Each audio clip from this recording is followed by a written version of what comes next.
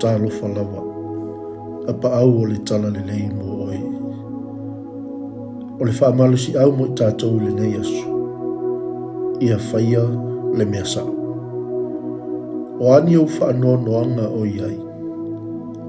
E whapewhea ona e whaamaluina le atua, e ala i le whaatangaina o ia e tongi o laina i tātou, ma whaao ngā oe au nā tuai a te ia.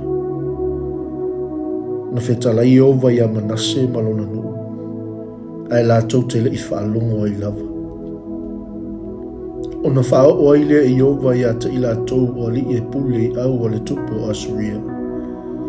Ua lātou maua manase i mātau, maua lātou noa ia te ia i whaamau a pamemea, ma abe ia te ia i Papelonia.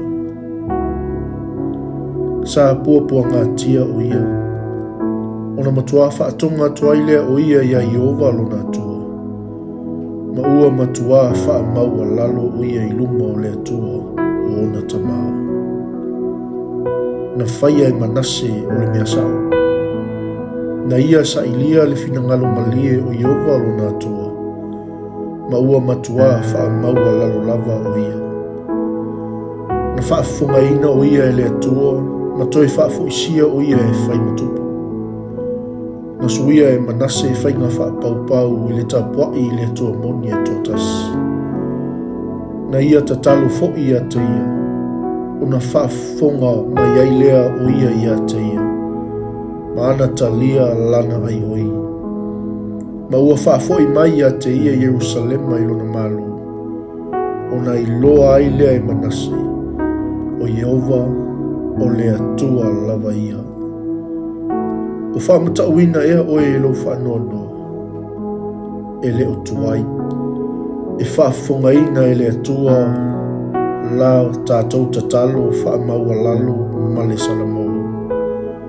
Ia matua whaatonga atu i le atua, ma ia matua whaamau a lalo i lumo o le atua. Ona o ni mea sasena e whaia, ona whaafonga ina lea oe e Iova lo atua, e pei ona whaia e manase. Le atua sili e se, whesoasoani mai a tea, e whaamaina uinga lea me o tua, ma whaafawina i lo alofa tūloa. O te mana o mia oe anganga pa ia i lo uolanga i aso taitas.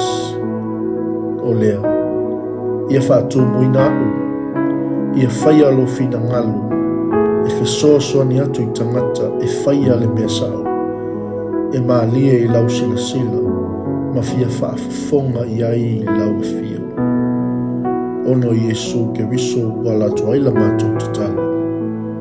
Ameni. Manuia. Faiva malava singa o le nei asu.